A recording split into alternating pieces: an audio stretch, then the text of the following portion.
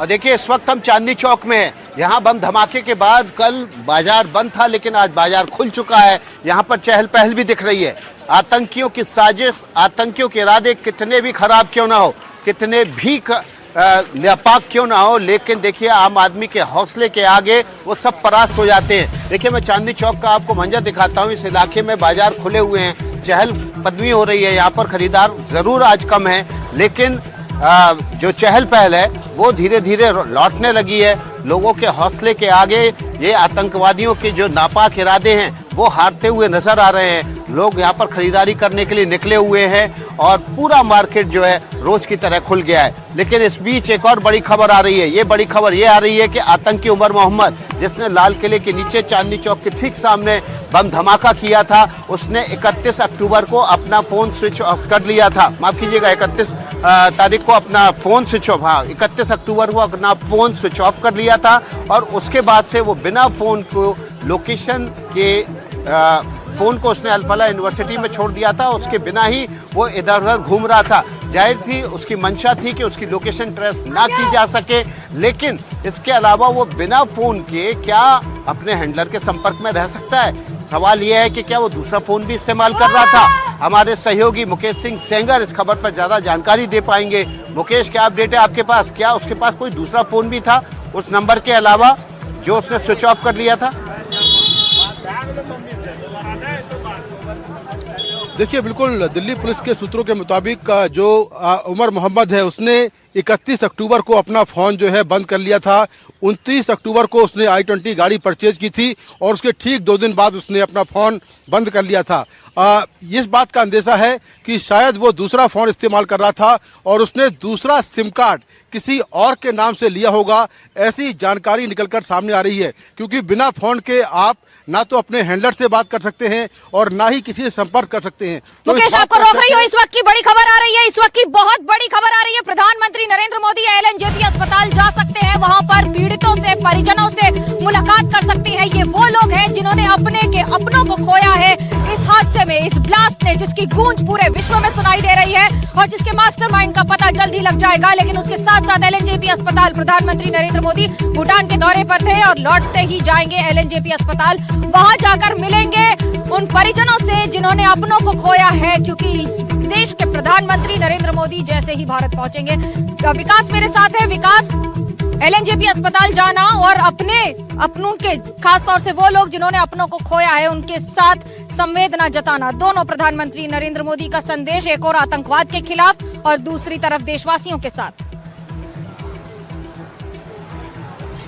जी बिल्कुल, देखिए ये बहुत ही महत्वपूर्ण है।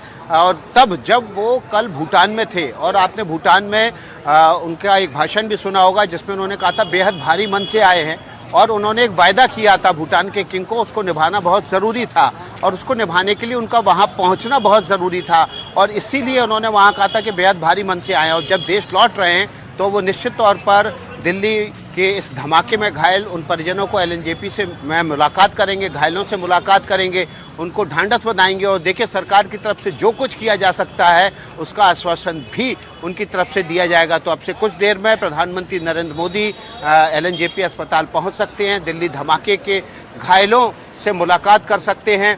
इससे पहले आपको पता है कि जब दिल्ली में धमाका हुआ था उसके बाद देर रात को गृहमंत्री अमित शाह भी अस्पताल पहुंचे थे। उन्होंने वहां पर मुलाकात की थी घायलों से, उनके परिजनों से भी मुलाकात की थी और इसी चांदनी चौक और लाल किले के बीच में उस ग्राउंड जीरो का भी दौरा किया था जहां पर धमाका हुआ था और ये धमाके के कुछ घंटों बाद की ही बात है। और अब प्रधानमंत्री जब विदेश दौरे पर थे, भूटान के दौरे पे थे, तो लौट के आके उन्होंने सबसे पहला जो काम करना है वो यही है कि वो अब दिल्ली धमाकों के परिजनों से, दिल्ली धमाकों में घायल हुए लोगों से और जो मृतक के परिजन हैं उनसे मुलाकात करने के लिए LNJP अस्पताल पहुंच रहे हैं।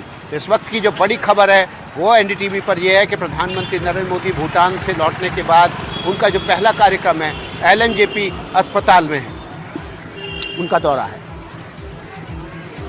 बिल्कुल विकास, हमारे साथ रवीश भी लगातार बने हुए हैं। रवीश, बड़ी बात यह है कि पहले गृहमंत्री ने मुलाकात की और अभी ये खबर है कि प्रधानमंत्री नरेंद्र मोदी मुलाकात करने जा रहे हैं उन पीड़ितों से, उन घायलों से जो इस वक्त LNJP अस्पताल में जिनका इलाज चल रहा है। क्या और जानकारी आई है, कब तक जाएंगे प्रधानमंत्री, इस बारे में कोई जानकारी, कोई समय आया है क्या रवीश?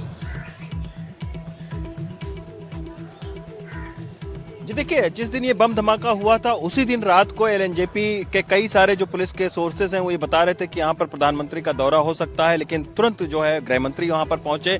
तो प्रधानमंत्री के आने की बात तो लगातार बनी हुई थी कि कभी भी प्रधानमंत्री यहाँ पर पहुंच सकते हैं, लेकिन उस वक्त सबसे ज़्यादा ज़रूरी यही था कि इस पूरे साजिश की कड़ियों को जोड़ा जाए और वीवीआईपी मूवमेंट कम किया जाए। तो इसी की वजह से हो सकता है कि नहीं आए हों, लेकिन अब जो है वो प्रधानमंत्री जाएंगे तो ये एक संदेश भी है कि चूंकि 2012 के बाद में दिल्ली में कभी भी इस तरीके के बम धमाके नहीं हुए, तो एक संदेश है कि इस तरीके की जो भी वाकया हैं उस पर बहुत सरकार सख्त भी है और उनकी पूरी संवेदना उन पीड़ितों के साथ में है जो इसमें प्रभावित हुए हैं। तो निश्चित तौर पर ये एक दौरा एक बड़े पैमाने पर एक बड़ी खबर के तौर पर इसको देखा जा सकता है। खास तौर पर जो पीड़ित हैं उनके लिए ये एक बड़ी राहत की भी खबर है, क्योंकि खुद प्रधानमंत्री अगर जाएंगे तो उससे निश्चित तौर पर इनके जख्मों पर कुछ हद तक तो मरहम जरूर रखा जाएगा। हालांकि ये ऐसा वाकया होता है जिसमें अगर अपनों को कोई गंवाता है तो उसके लिए ना भूल पाने वाला दर्द होता है, लेकिन फिर भी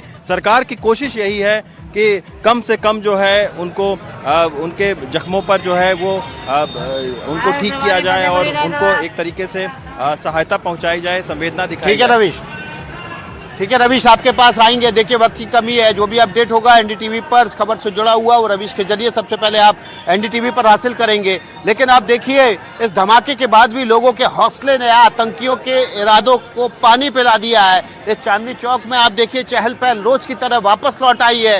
ये हौसला, ये जो जीने की क्षमता और जो कला है दिल्ली वासियों की, उसको सलाम है एनडीटीवी का। इस खबर पर जो भी अपडेट होगा मेरे जरिए, मनोज्ञा और अंजीत के जरिए आप तक हम पहुंचाते रहेंगे। हमारे सहयोगी मुकेश सिंह सेंगर, रवीश रंजन, रणवीर ग्राउंड जीरो पर मौजूद हैं और उनके जरिए भी जो भी अपडेट होगा सबसे पहले आप तक पहुंचाते रहेंगे। चलते हैं मनोज्ञा के पास। जी विकास, आपका, अंजीत श्रीवास्तव का और मेरे सभी सहयोगी का बहुत बहुत धन्यवाद।